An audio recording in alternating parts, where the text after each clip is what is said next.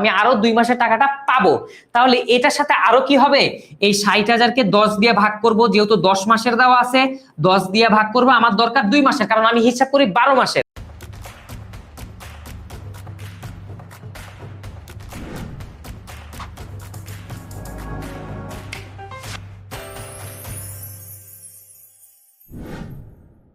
তাহলে আমার কত হবে, 12,000 টাকা আমার অনাদায়ী আছে, যেটা আমি পাবো, এটাও প্লাস হবে, আর কোনো ঝামেলা এখানে নাই।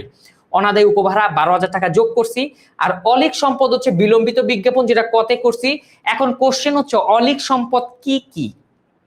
আমি বলছিলাম অলিক সম্পদ হচ্ছে শেয়ার অবহার, অলিক সম্পদ হচ্ছে বিলম্বিত বিজ্ঞাপন, তারপর হচ্ছে অবলেখকের কমিশন, এগুলো সেকেন্ড পেপারে সবই অলিক সম্পদ।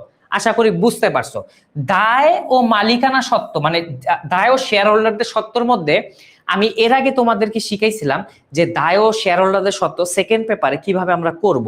প্রথম যে লাইনটা থাকবে অনুমোদিত মূলধন, সেটা তোমার প্রশ্নে যে প্রথম লাইনটা দেওয়া থাকবে এটা হুবহু কপি পেস্ট করে দিবা, আর কোনো ঝামেলা নেই। কিরকম দেখো, তোমার প্রশ্নে কি দেওয়া আছে, মাধবী কোম্পানি লিমিটেড প্রতিটি 10 টাকা মূল্যের 3 লক্ষ শেয়ারে নিবন্ধিত, তার মোট মূলধন কত, 30 লক্ষ টাকা, 10 টাকা করে 3 লাখ শেয়ার হইলে 30 লক্ষ টাকা। এই লাইনটা হুবহু তুমি কি করে দিবা, কপি পেস্ট করে দিবা। দেখো 3 লক্ষ টাকা 30 লক্ষ টাকা এখানে দিয়ে দিছে।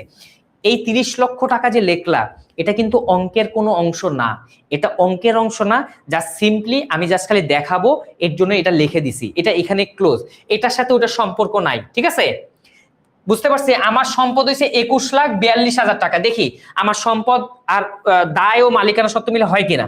তারপরে ইস্যুকৃত শেয়ার, ইস্যুকৃত শেয়ার কোনটা, যে শেয়ারটা আমি বাজারে ছেড়ে আমার মূলধন নিয়ে আসছি। তাহলে আমার শেয়ার মূলধন কত টাকা, আমি কতটুকু শেয়ার বিক্রি করছি দেখি। শেয়ার মূলধন প্রতিটি 10 টাকা মূল্যে 2 লক্ষ শেয়ারে 20 লক্ষ টাকা, তার মানে এটা আমার শেয়ার মূলধন, এটা আমার মালিকানা সত্ত্ব। দেখো শেয়ার মূলধন 20 লক্ষ টাকা লিখছি, ফাইন।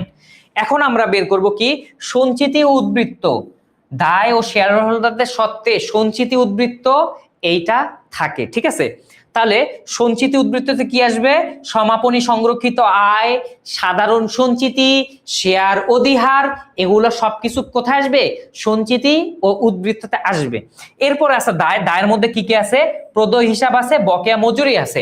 তাহলে দেখবা এই 21,42,000 আর এই 21,42,000 টাকা দুইটা একই সাথে মিলে যাবে। আশা করি তোমরা বুঝতে পারছো। আচ্ছা, অনেকের মনে, যেহেতু আজ তোমরা এগুলো সবকিছুই করছো, আমি তোমাদেরকে আরেকটা জিনিস আজকে শিখাবো, এখন শিখাবো, সেটা হচ্ছে যে আমাদের এজ ইকুয়াল টু এল প্লাস ওই আমার প্রতিষ্ঠানে কিভাবে কাজ করে। আমি জাস্ট খালি 2 মিনিটে তোমাদেরকে এই শর্টকাটটা আমি একটু দেখায় দিই কিভাবে আমাদের প্রতিষ্ঠানে কাজ করে।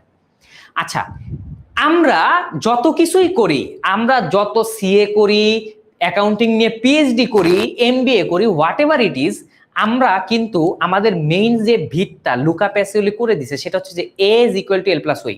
এটা কিভাবে কাজ করে আমি তোমাদেরকে বলি। আমাদের আর্থিকও এইভাবেই কাজ করে, এবং আর্থিকটাকে আমাকে এই ফর্মেই নিতে হবে। কিভাবে নিব, মনে করো সাপোজ, মনে করো যে আমি আমার এলাকায়, মনে করো এটা একটা এলাকা, এখানে আমি কি দিব, মনে করো যে সাপোজ আমার নাম একটা দিয়ে দিলাম, মনে করো যে রহমান সজীব বুক স্টোর। ঠিক আছে, বুক স্টোর, এটা হচ্ছে আমার বইয়ের নাম, মানে আমার বুক শপের নাম। ঠিক আছে, এখন মনে করো আমার বাবা আমাকে বলছে যে তুমি আর কতদিন এরকম করে মানে বেকারের মতো ঘুরবা, তুমি তো, তোমাকে আর আমি খাওয়াইতে পারতেছি না, তো তোমাকে আমি মনে করো যে 10,000 টাকা দিলাম।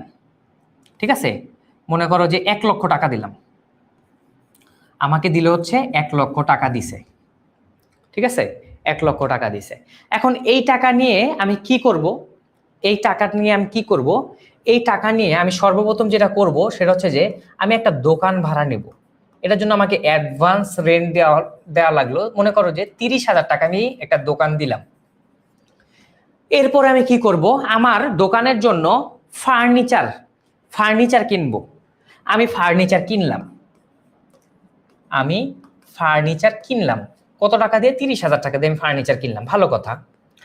এরপরে আমি কি করব, এরপরে মনে করো যে আমার দোকানের জন্য আরো কিছু জিনিস দরকার, যেটা ইকুইপমেন্ট দরকার, তারপরে সাজানো ইন্টেরিয়র। এই ইন্টেরিয়রের জন্য আমার আরো মনে করো যে ইন্টেরিয়রের জন্য আরো 30,000 টাকা গেল, ঠিক আছে। এখন আমাকে বইটই কিনে আনতে হবে না, বইটই আমি কিনলাম, আমাকে বই তো বিক্রি করতে হবে। তাহলে আমি বই কিনবো, বই কিনলাম, মনে করো বই তো আর মনে করো যে আমি বুকস কিনলাম, এই বুকস তো আর আমি মনে করো 30,000-এর কমে কিনতে পারবো না, তাই না? কিনতে পারবো? পারবো না। কিন্তু এখানে এসে দেখতেছি আমাকে যে আমার বাবা 1,00,000 টাকা দিছে, এটাতে আমি হচ্ছে না, আমার হয়ে গেছে 1,20,000 টাকা। এখন আমি কি করব? এখন আমরা কি করব? খুবই ঝামেলার বিষয়, 1,20,000 টাকা। এখন আমার 20,000 টাকা শর্ট। এখন আমি ব্যাংকের কাছে যাব, আমার টাকা দরকার। আমার বাবা তারা আমাকে মাইরা ফেললো, আমার টাকা দিবে না, কারণ সে বইলা দিছে 1,00,000 টাকার মধ্যে যা ইচ্ছা করো।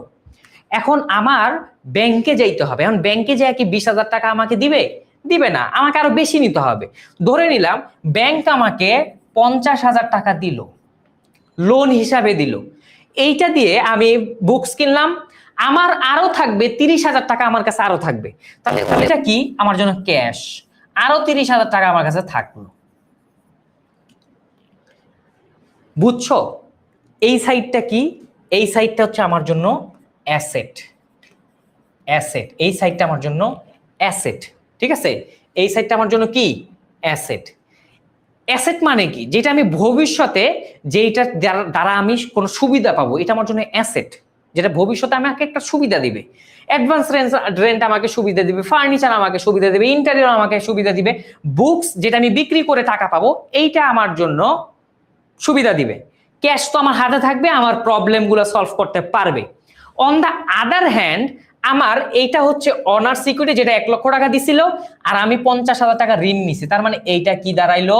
এইটা দাঁড়াইলো হচ্ছে অনার্স ইকুইটি, মানে কি বলে, ও ই। এটা কি বলে? এটাকে বলা হচ্ছে ও ই।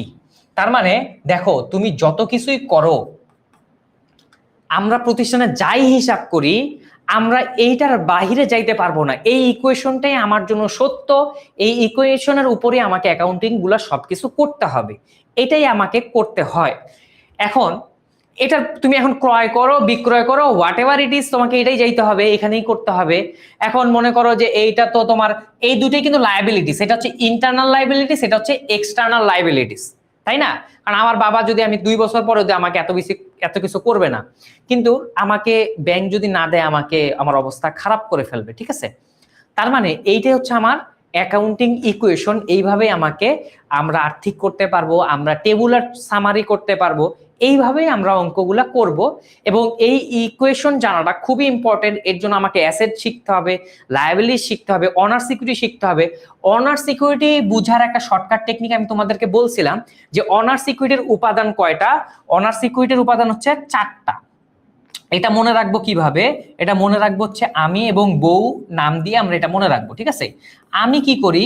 আমি বাসায় টাকা নিয়ে আসি, বউ খালি মাইনাস করে। তাহলে আমিতে কি কি আছে? আয়। মতে কি আছে? মতে আছে মূলধন। তাহলে আয় আর মূলধন মালিকানা সত্ত্বকে প্লাস করবে, ব্যয় আর উত্তোলন মালিকানা সত্ত্বকে মাইনাস করবে। এইভাবেও আমরা অনেকগুলো অঙ্ক সলভ করতে পারবো, মালিকানা সত্ত্ব সলভ করতে পারবো। আশা করি আমাদের আর কোনো সমস্যা থাকবে না, ঠিক আছে। আমরা ক্লিয়ার? আচ্ছা, ফাইন।